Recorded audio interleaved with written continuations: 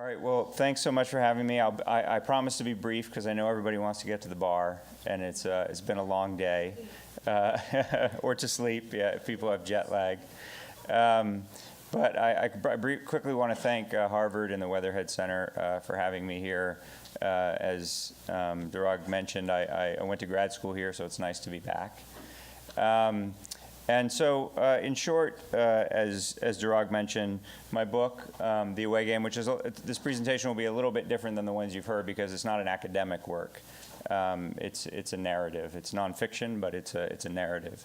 And the book tells the story of the largest talent search in soccer history, which was carried out over the last decade by the wealthy desert kingdom of Qatar. The country has held tryouts for over 5 million 13-year-old boys, mostly in Africa, looking for soccer's next superstars. The program was led by a Spanish scout, a former youth director at Barcelona, who helped launch Lionel Messi's career. And every year, he and his fellow scouts would choose a handful of kids to train to become professionals at a billion-dollar sports academy in Doha, in a process that was over 1,000 times more selective than getting into Harvard. Which is kind of a fitting metric given where we are today. And it was an incredible odyssey for me to research and write this book. It took over 4 years. Took me to 10 different countries on 4 different continents. And so it was just an incredible adventure. But the thing that really drew me to the story, to the book, was that it's not just a story about soccer. You know, it's a story about the geopolitics of the Middle East.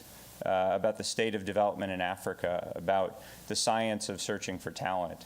And most of all, the core of the book is about these boys that were found by the program and where they came from and what happened to them. And so it's sort of a story about the extreme globalization of the world's most popular game, which I think makes it a fitting book for this conference. But before I sort of make a few comments about how it relates to what we've talked about today, I just want to give you a little bit more background about the story. And to do that, I want to go back nearly 20 years to one of the richest men in the world, a member of the Qatari royal family named Sheikh Jassim bin Hamad Al Thani. Now, Sheikh Jassim was a massive soccer fan. He grew up in this massive royal palace complex in Doha, which had sort of 6 Versailles-like palaces spread out over the desert. And right in the middle of it was this perfectly manicured, pristine soccer field. His private pitch, it was like an emerald, rectangular emerald green, that he used to go out and play soccer with his brother, the Emir, and other sort of high-ranking Qatari dignitaries. Now, Sheikh Jassim decided he was going to make it his mission to produce a world-class Qatari national team. That's a pretty tall order, considering Qatar only has a few 100,000 citizens. But he had endless wealth, and he was a massive fan, so he was going to make it happen. In fact, he was such a massive soccer fan that he was heir to the throne at the time, and he gave up the right to the throne to his brother so he could throw himself into this project. And the first thing he did was he spent $1 billion, and he built Aspire Academy, which is one of the highest tech sports academies in the world. Its centerpiece is the largest air-conditioned sports dome in the world, which is the width of the Eiffel Tower laying on its side. And so you can imagine, you know, teams like Bayern Munich and Manchester United that go train at Aspire in the winter when the weather is better than in Europe are sort of dazzled when they show up and see Aspire. So you can imagine what it was like for a bunch of African boys who grew up playing on dirt fields, barefoot, plastic sandals, that showed up there once they were found. So Sheikh Jassim spends $1 billion. He builds Aspire Academy. He hires all of these European scouts and coaches. And the first thing they do is they hold tryouts for every boy in Qatar, because you can do that when you have a population as small as theirs.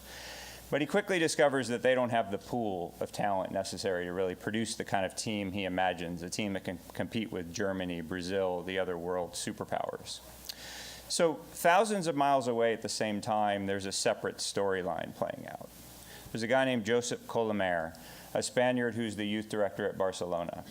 And as I mentioned before, he's the one who helped launch Lionel Messi's career. He was the one who promoted a 16-year-old Messi 4 levels in 1 year at the club, something that had never happened before, and gave him his debut on the first team. So Colomer is an interesting character. He grew up in a small medieval town north of Barcelona.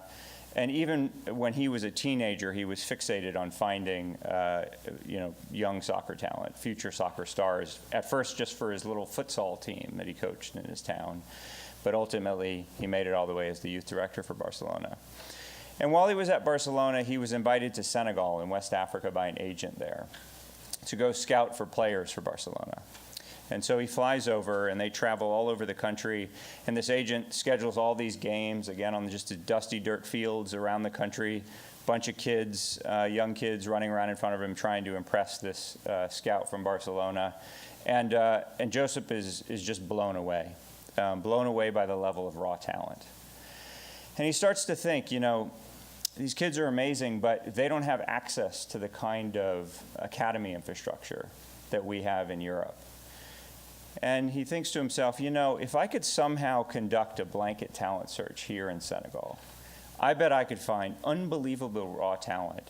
And if I could then get those kids in the kind of system I have at Barcelona, I could produce the world's next superstars. And he gets really excited about this idea. He goes out to this late night meal with this Senegalese agent, and they're talking about it. But, they think probably it's even too ambitious for the biggest clubs in the world. It's probably too expensive, it's too complicated. And so he gets back on the plane, he flies back to Barcelona thinking it's a great idea and concept, but there's no real way to execute it. So eventually, Joseph Colomer leaves Barcelona, and he links up with Sheikh Jassim. And Sheikh Jassim is telling him, I have this dream of producing a world-class Qatari national team, but I don't have the players. And Joseph says, actually, I was traveling around Senegal, and I came up with this idea that if you could launch this blanket talent search there, I bet I could find you the players that you need. And Sheikh Jassim said, well, that sounds like a fantastic idea, but why just Senegal? Why don't we do all of Africa? And so in 2007, they launched this program called Football Dreams. They invite Pele over to announce the beginning of it. And Joseph sets off. In that first year, they hold tryouts for over 400,000 boys in 7 African countries. And over the next 10 years, it expands to over 5 million kids that they hold tryouts for in nearly 20 countries around the world. And so I tell the story of this incredible program largely through the lens of 3 African boys who were found 10 years ago, Bernard, Diwandu, and Ibrahima. 2 of them are from Senegal, and 1 is from Ghana. And, these are kids who, again, grew up playing on dirt fields in Senegal and Ghana, dreaming that perhaps someday some foreign scout was going to show up and was going to point to them and say, you're marked for greatness, come with me. I'm going to take you to Europe. And one day, this scout shows up from a country they've never heard of, points to them and says, come with me. And they get taken on this ride to a place that they could never have imagined. But it's an incredibly up and down journey. Life isn't a fairy tale. And so these kids, even though they have a rich Arab sheikh in their corner and they're marked for greatness out of millions, they find out just how difficult that road really is. And so, I think it's an incredible story, but I think it's a fitting story for this conference because, we're obviously talking about participation, inclusion, social responsibility. And Qatar has always presented this program as a humanitarian program, saying that, what we're trying to do is help poor African kids achieve their dreams of becoming professionals in Europe, kids who don't have the same access to the facilities that kids do in Europe and increasingly here in the U.S. But critics of the program see it as basically a new form of neocolonialism. The latest chapter of a rich country going to poorer countries and harvesting their most prized natural resources. In this case, they're talented young soccer players. And there was one newspaper headline that really summed it up, which was, is this the Academy of Dreams or exploitation? And that's a real debate. It's something that I talk about in the book. And then the other thing that I think is relevant for this conference is that it shows the double-edged sword of participation and inclusion in the big business of international soccer for kids from the developing world. As I mentioned, I spent 5 months traveling around West Africa for the book. And you see kids playing everywhere. Any place they can find a space in sort of the increasingly crowded cities in Africa. I remember one of the games that really stood out to me was kids who were playing in Accra, in the capital of Ghana, in a cemetery, because it was the only place they could find. So they were weaving around the tombstones. And they clearly had a passion for the game, but they had this dream that soccer was going to take them to Europe, to take them away. It's one of the reasons I called it the away game, because they all dream of making it to Europe and transforming their life and transforming their families' lives. And we all know the success stories. We watch them every weekend on TV, whether it's Messi and Ronaldo, or whether it's Sadio Mane or Mohamed Salah. But you don't hear about the kids who didn't make it. And the reality is that for every name of a player that you know, there are literally millions of kids who didn't make it. And they either didn't make it because they didn't have the access, or they just didn't make it because it didn't work out for them. They either weren't good enough or they got injured. But these are the stories you rarely ever hear in the media. And so for me, when I was trying to choose which boys to focus on in the program, one of the things that was very important for me was that I chose kids that had different trajectories, different outcomes. Because part of the story is, the kids who have incredible talent and get spotted for an opportunity they never would have had in their life. And one of the boys I write about makes it to one of the biggest clubs in the world. But as I continued on my process of researching the book, what I became most captivated by was the stories of the boys who didn't make it. And they can be incredibly heartbreaking. And so I think it's just important to keep that in mind. I think we're all very excited about the World Cup this summer. But I just hope as we watch it, as we're watching Neymar and Messi and Ronaldo, and we're appreciating all their talent and the fact that they've achieved their dreams, just to take a second to remember all those boys that didn't make it. Again, perhaps possibly because they don't have the ability to be included or to participate, but others who it just didn't work out for them. I think it's important to remember them as well, and their stories often never get told. So that's sort of the book in a nutshell, and I'd be happy to take any questions that you guys have. To be honest, as the convener tomorrow, Okay. I'd rather you count your questions for tomorrow. Okay, you can do that. On all the great content that's appeared on this Sure. morning, unless we have How long did you spend researching? Over 4 years. Yeah. I mean, I spent 5 months in West Africa. I spent a couple months in Qatar.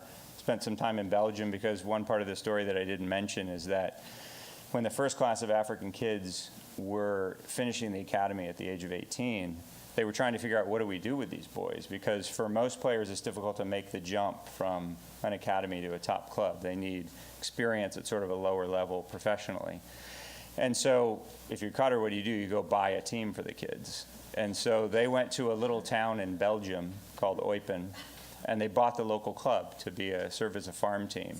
And so it was one of the most amazing parts of the research process, is that, this little town of 20,000 people, the locals wake up one morning and all of a sudden their local team, the Pandas, is owned by some Middle Eastern country they've never heard of and filled with African teenagers.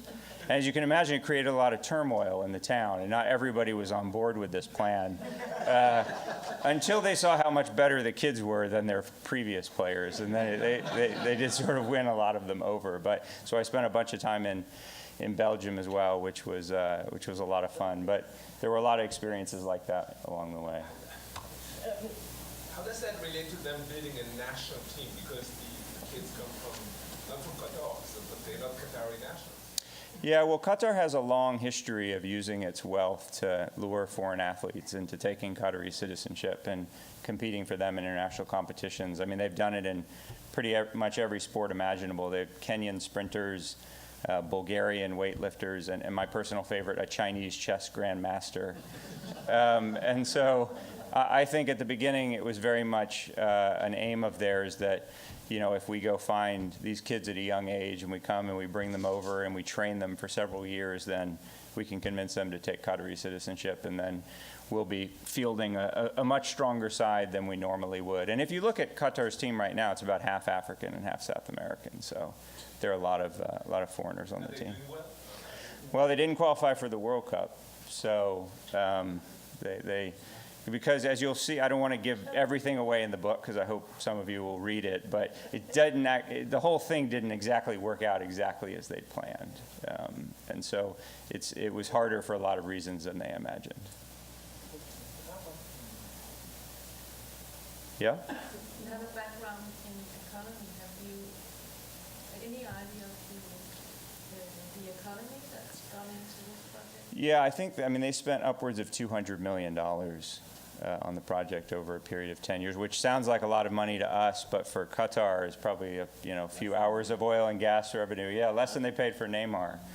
And so, but it was, relative to what others are spending when they do things like this, it was vast sums of money.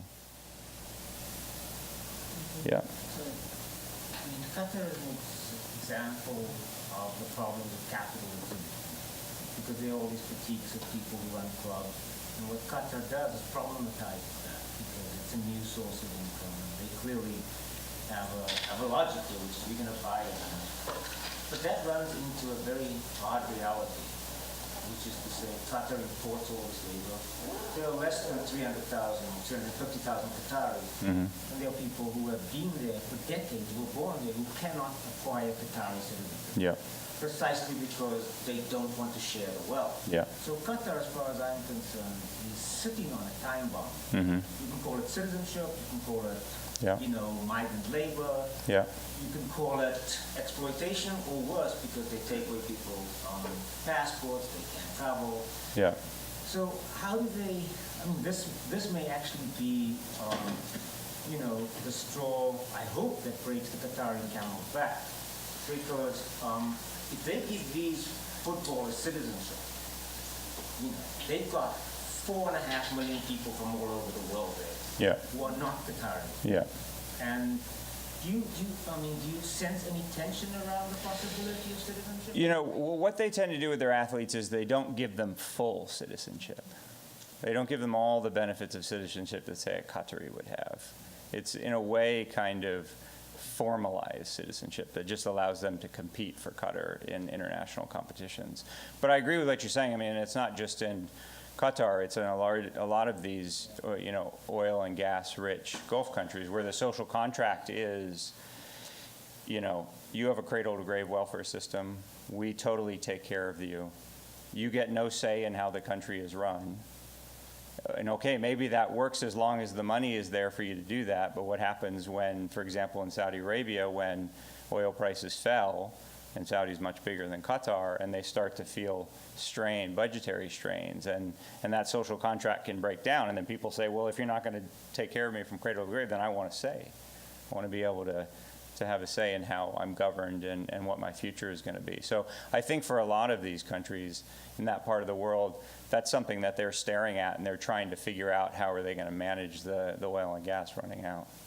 So Qatar is especially interesting and different, I would argue, because they'll tell you we're not an oil-producing country, we're an oil and gas-producing. Yeah, they're mainly gas, yeah. And they're very clear about it. But they're also economically diverse, or they're diversifying.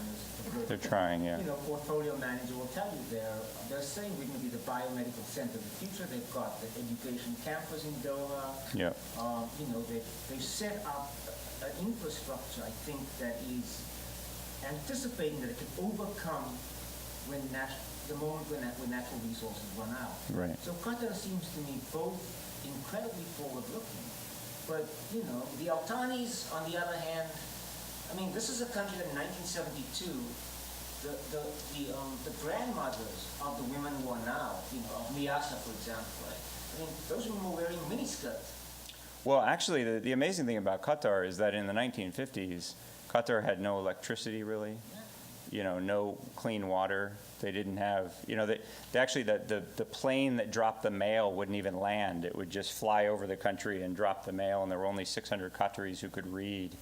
And so you think about, it went from that in the 1950s to now the richest country in the world on a per capita basis. And so, imagine what that's like for the countries who can actually remember what the country was like back in the 50s. It's been sort of a head-spinning experience for them. But yeah, I mean, Qatar and again, other countries in the Gulf are trying to diversify their wealth, again, towards the view of the money, the oil and gas running out. But also, in Qatar's case, it sort of serves a dual purpose. It's also because they're trying to use their wealth to basically buy a place on the international stage, to punch above their weight. And so they've done that not just in soccer and just in sports, but in business, the arts, and politics.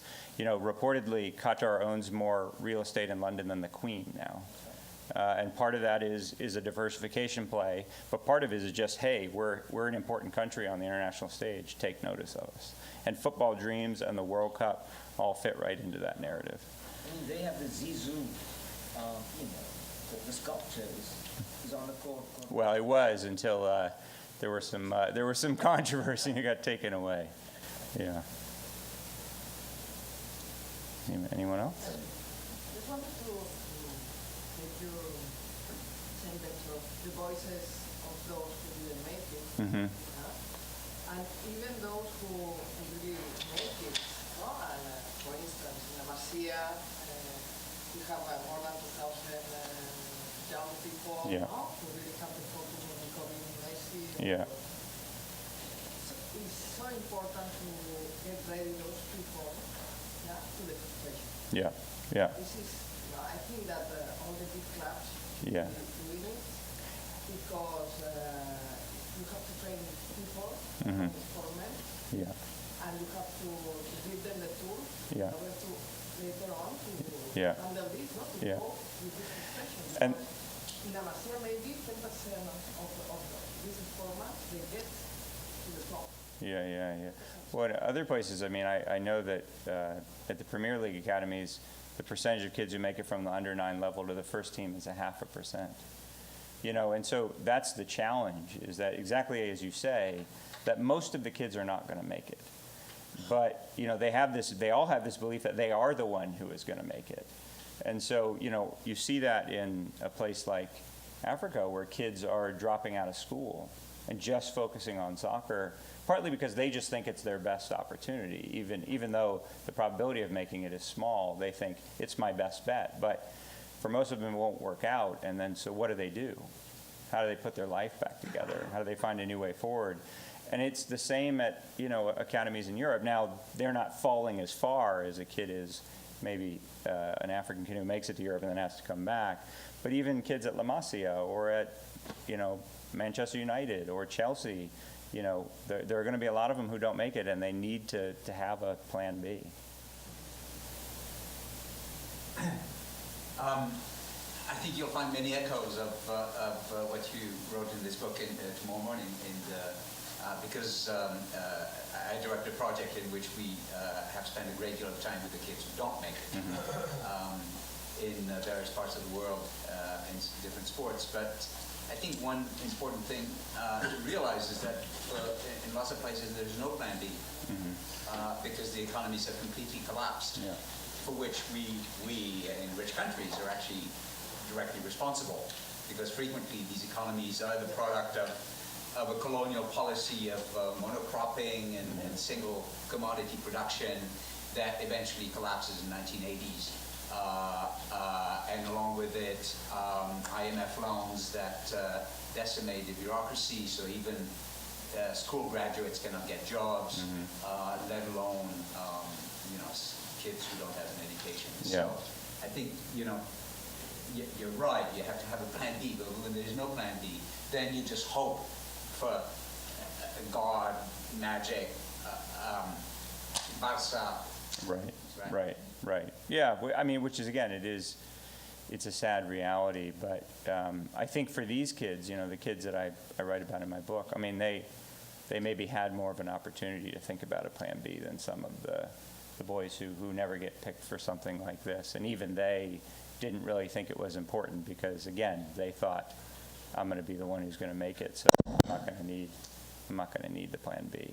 And but it's a point well taken because people focus a lot of times on in this program and at other places about high school education, which I think is important. But my wife, who is actually in the audience here and knows a lot more about development in Africa than I do, made the good point to me that, as you said, it's not necessarily the high school education is going to be a be-all and end-all if there are no jobs to be had for graduates in general. So it is a complex problem.